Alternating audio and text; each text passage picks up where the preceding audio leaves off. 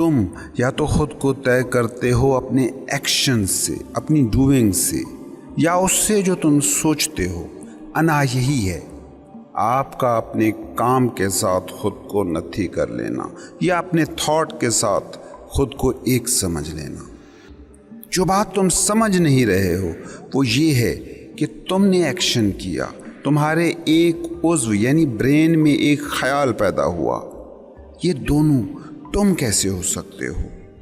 تم وہ ہو جو یہ دیکھ رہا ہے کہ یہ تمہارا جسم ہے جو اس وقت یہ کر رہا ہے۔ تم وہ ہو جو دیکھ رہا ہے کہ تمہارا ذہن اس وقت یہ سوچ رہا ہے۔ یہ دیکھنے والا نہ جسم ہے نہ دماغ ہے، یہ آگہی ہے، اویئرنس، پیور کانشیسنس، نادیدہ اور غیر مادی۔ اس کائنات کی سب سے طاقتور اور حقیقی چیزوں پر کبھی تم غور کرو، صاف نظر آئے گا کہ حقیقتیں، بڑی حقیقتیں، ریئلٹیز غیر مادی ہیں۔ تمہیں مکان نظر آتا ہے مگر وہ خلا نظر نہیں آتا جس کو اینٹوں نے گھیر کر مکان بنا لیا ہے۔ تمہیں لفظ سنائی دیتے ہیں مگر وہ خاموشی کا عمیق سمندر سنائی نہیں دیتا جس میں لفظ پیدا ہوتے ہیں۔ بالکل یہی کچھ تم اپنے ریئل سیلف کے ساتھ بھی کرتے ہو۔ تمہیں جسم نظر آتا ہے، تھاٹ سنائی دیتا ہے، مگر وہ نہ نظر آتا ہے نہ سنائی دیتا ہے جو یہ جان رہا ہے کہ یہ تمہارا جسم ہے، جو یہ جان رہا ہے یہ تمہارا مائنڈ ہے۔ تمہیں آبزروڈ نظر آ رہا ہے جس کا مشاہدہ کیا جا رہا ہے۔ تمہیں آبزرور نظر نہیں آ رہا کہ جو مشاہدہ کر رہا ہے، جو کہ حقیقی تم ہو۔ حقیقی تم وٹنس ہو، آگہی ہو، پیور کانشیسنس ہو۔ جسم اور دماغ تمہاری مینیفیسٹیشن ہے، اور ہر مینیفیسٹڈ کسی ان مینیفیسٹڈ کا ہی تخلیق کرتا ہے۔ مینیفیسٹیشن حواس کی دنیا ہے اور ان مینیفیسٹڈ تمہارے سیلف کی دنیا ہے، یا عام زبان میں کہوں تو صوفی کی دنیا ہے۔ یہ دنیا تمہیں نظر آتی ہے جو آشکار ہے۔ اس دنیا کا خالق تمہیں نظر نہیں آتا کیونکہ وہ ان مینیفیسٹڈ ہے، وہ ان مینیفیسٹڈ کہ جو اکلوتی اور ہول حقیقت ہے۔ اس کو یوں سمجھو کہ اگر وہ سپیس نہ ہوتی جس کو اینٹوں سے گھیر کر تم نے مکان بنایا ہے تو مکان کو مکان کیسے کہتے؟ مکان کی ساری ورتھ اس کے اندر موجود سپیس سے ہے۔ سوچو نا، اینٹوں سے کمروں کو بھر دو تو تم رہو گے کہاں؟ سو مکان کی جو یوٹیلیٹی ہے وہ دیواروں اور اینٹوں سے نہیں، اس سپیس، اس گنجائش سے ہے جس کی وجہ سے مکان رہنے کے قابل بنتا ہے۔ اس کائنات کا جو بھی سارا زندہ پن ہے، اس میں جو لائف ہے وہ خدا ہے، جو ان مینیفیسٹڈ ہے، جو نا آشکار ہے۔ صوفی اور عام انسان میں بس یہی فرق ہوتا ہے کہ وہ زندگی کی اس حقیقی ڈائمنشن سے بھی آگاہ رہتا ہے۔ وہ زمان و مکان کی دنیا کا بھی ویری مچ حصہ رہتا ہے، مگر جانتا ہے کہ زمان و مکان سراب محض ہیں۔ حقیقت زمان و مکان کی اکائیوں میں نہیں تولی جا سکتی۔ عام انسان مگر زمان و مکان کے دائرے سے باہر نہیں جا پاتا۔ زمان و مکان کیا ہے؟ آپ کا اپنے جسم و ذہن سے آئیڈینٹیفائی ہو جانا۔ وقت کو تم ذہن سے ماپتے ہو اور مکان کی شکل میں جسم سے چمٹتے ہو۔ اس کو سمجھنے کی کوشش کرو۔ تمہارے دماغ میں جو بھی خیال پیدا ہوتا ہے، جو بھی تھاٹ ابھرتا ہے، اس کی نیچر پر کبھی غور کیا؟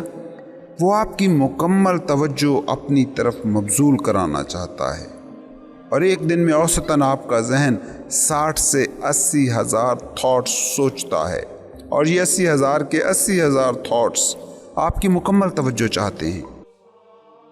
سوچیں، ایک کلاس روم میں ایک ٹیچر کے سامنے 80 ہزار اسٹوڈنٹ بیٹھے ہوں اور مکمل توجہ بھی مانگ رہے ہوں، تو اس استاد کا کیا حال ہوگا؟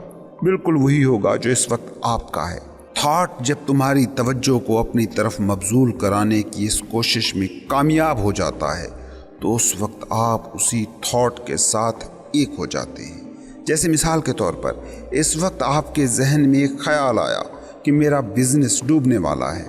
اب اگر اس خیال کو آپ نے اگنور کر دیا تو اس کا اثر کمزور ہو جائے گا، لیکن اگر یہ خیال تمہاری توجہ اپنی طرف کرانے میں کامیاب ہو گیا تو تم اس کے ساتھ ہی ایک ہو جاؤ گے۔ تم کہو گے میں پریشان ہوں، میں لٹ گیا، میرا کیا ہوگا، میں برباد ہو گیا۔ اب ہوا کیا ہے؟ آپ کے پورے جسم کا ایک عضو ہے دماغ، اس کا ایک پروسیس ہے، مینٹل پروسیس، جسے آپ مائنڈ یا ذہن کہتے ہیں۔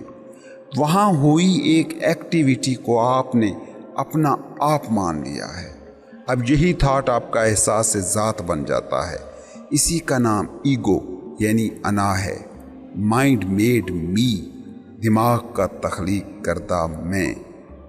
یہ آپ کا سیلف امیج ہے، آپ نہیں ہیں، مگر آپ چونکہ مکمل توجہ اسی پر مرکوز کر چکے ہیں تو اسی کو اب آپ اپنا آپ مان رہے ہیں۔ اور دماغ کا تخلیق کردہ یہ سیلف ہمیشہ ناکامل، محتاط اور ڈرا ہوا رہتا ہے۔ اس تشنگی، ناکاملیت اور خوف کے بغیر انا زندہ ہی نہیں رہ سکتی۔ انا کے لیے یہ احساسات، یہ جذبات بالکل آکسیجن کی طرح کام کرتے ہیں۔ تم جس بھی مقصد کو لے کر دوڑ رہے ہو، جو بھی منزل پانا چاہتے ہو، کبھی غور کرو اس دوڑ دھوپ میں، اس لگن میں، اس کوشش میں سب کچھ ہوگا مگر کاملیت، بے جگری اور بے خوفی نہیں ہوگی۔ ہر قدم اٹھاتے ہوئے ڈر رہتا ہے کہ پتہ نہیں یہ قدم صحیح ہوگا یا غلط۔ تم کوئی بھی نوکری کر رہے ہو، بزنس کر رہے ہو، گھر چلا رہے ہو، امتحان دے رہے ہو، کچھ بھی کر رہے ہو، کبھی غور سے دیکھنا، ہر سٹیپ پر تم ڈرتے ہو، ہر فیصلے پر تم جھجکتے ہو۔ کیوں؟ کیونکہ تمہارا یہ پل، یہ موجودہ پل جو زندگی ہے، جو وہ مقام ہے جہاں تم اور زندگی ایک جگہ اکٹھے ہوتے ہیں، یہ تمہارا پل ان اٹ سیلف کوئی مقصد نہیں ہے، کسی مقصد تک پہنچانے والا ٹول ہے۔ تم اس لمحے میں جو بھی کر رہے ہو، جو بھی قدم اٹھا رہے ہو، وہ تشنا، وہ ناکامل، وہ خوف زدہ اسی لیے ہے کیونکہ تمہارا فوکس اس منزل، اس مقصد، اس فیوچر پر ہے جسے تمہاری انا نے حقیقی قرار دے رکھا ہے۔ یہ پل جن میں زندگی اور تم ایک جگہ ہو، یہ پل کسی متصورہ فیوچر، ذہن کی طے شدہ کسی منزل کو پانے کا ذریعہ ہے اور کچھ نہیں۔ سوچو وہ انا جو اس وقت تمہیں اس پل میں جینے نہیں دے رہی، کیا اس وقت تمہیں اس پل میں موجود زندگی سے جڑنے دے گی؟ نہیں، ہرگز بھی نہیں۔ جس کا موجودہ پل کسی منزل کو پانے کا ذریعہ ہو اور کچھ نہ ہو، وہ موت کے دم تک منزلیں بناتا رہے گا، منزل سے جڑے سکون کو کبھی نہیں پا سکے گا۔ اور یہی انا کا مقصد ہے۔ تم جو اپنی زندگی میں، قومیں جو اپنی زندگی میں مسئلے دیکھ رہی ہیں، یہ ایسا نہیں ہے کہ تمہارے بے چاہے آ گئے ہیں، یہ اس لیے آئے ہیں کہ تم نے چاہا ہے، تمہاری انا نے چاہا ہے، کیونکہ انا کی زندگی اسی میں ہے۔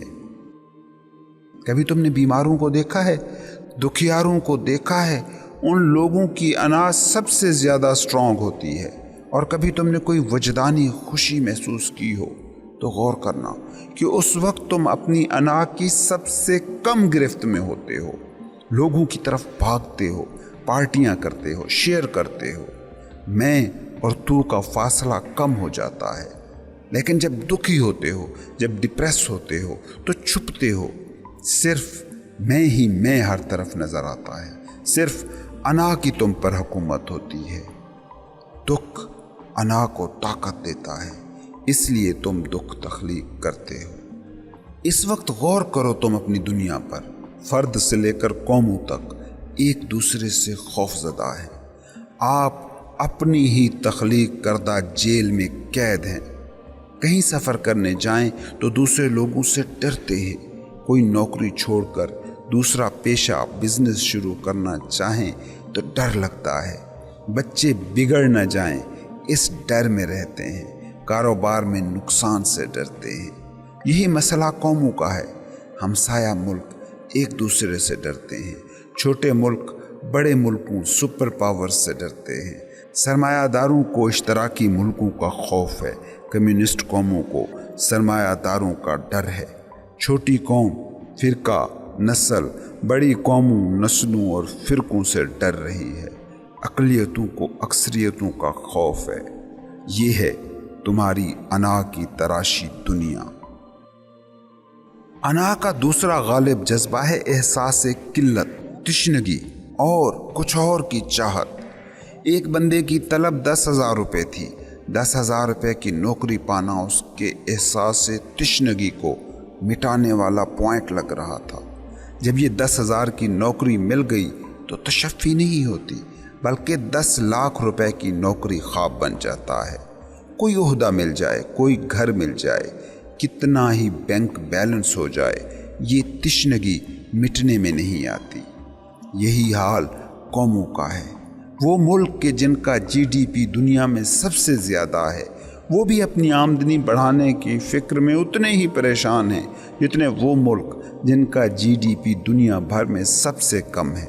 वो मुल्क भी असले की दौड़ में उसी शिद्दत से भाग रहे हैं जिनके पास इतना असला जमा हो गया है कि पूरी दुनिया को कई बार तबाह कर सकते हैं। जिस शिद्दत के साथ वो मुल्क भाग रहे हैं कि जिनके पास असला कम है। अना इसी तरह से काम करती है। ये हमेशा एहसास से किल्लत का शिकार रहती है ताकि इसे करने को कोई काम, हासिल करने को कोई मंजिल मुहैया रहे। ये पूरे होने की, भरपूर होने की, कामिल होने की लज्जत को जानती ही नहीं है। ये खौफ और तशनगी का एहसास अना के होने का ढंग है। कभी अगर तुम सिर्फ इतना देखने के भी काबिल हो जाओ कि तुम्हारे किस एक्शन के पीछे खौफ और तशनगी काम कर रही है, तो ये रूहानी बेदारी के अमल का नुक्ता आगाज़ है। क्योंकि अब माइंड और बॉडी के अलावा तीसरा फरीक भी सामने आ रहा है। तीसरा फरीक यानी खुद तुम, शऊर, आगही। वो जो दिमाग को देख रहा है कि ये खौफ या तशनगी की वजह से इस वक्त ये सोच रहा है। वो जो जिस्म को देख रहा है। जब तुम अपनी सोचों को देखना और नोटिस करना शुरू कर देते हो तो तुम्हें ये एहसास होता है कि तुम अपने सर में उठ रही ये आवाज़ नहीं हो। तुम थिंकर नहीं हो, बल्कि तुम वो हो जो इस आवाज़ को सुन पा रहा है, जो इन थॉट्स से अवेयर हो रहा है, आगाह हो रहा है। सूफी रूहानी गुरु जिसे आज़ादी, फ्रीडम, इनलाइटनमेंट, रूहानी बेदारी कहते हैं, वो और कुछ नहीं बल्कि खुद को बतौर आगही, बतौर अवेयरनेस जानने का नाम है। इनलाइटनमेंट कोई करिश्माती मोजज़ा नहीं, बल्कि जो है उसको वैसे ही देखने का नाम है। तुम्हारा आलमिया ये है कि तुम वो नहीं देखते जो है, बल्कि वो देखते हो जो देखना चाहते हो। तुम वो नहीं सुनते जो बोला गया, बल्कि वो सुनते हो जो तुम्हारा दिमाग सुनना चाहता है। रूहानी बेदारी इस चीज़ का नाम है कि तुम वो देखो जो है, वो सुनो जो बोला गया। जब तुम्हारे दिमाग में एक थॉट पैदा होता है तो अगर तुम उस पर फोकस करो तो आसानी से जान सकते हो कि थॉट तुम्हारे जहन में पैदा होने वाला फिनोमिनन है, तुम्हारी बीइंग से जुड़ी कोई हकीकत नहीं। बीइंग वो है जो ये देख रही है कि अब जहन में ये थॉट पैदा हुआ, अब जिसमें ये सेंसेशन, ये फीलिंग पैदा हुई। Being non physical, non local awareness है जो किसी माइंड, किसी जिस्म से जुड़ी नहीं होती। बीइंग खालिस आगही है, खालिस शऊर है, वही आप हैं। इनलाइटनमेंट इसी हकीकत को जान लेने का नाम है कि आप खालिस आगही हैं, प्योर अवेयरनेस है।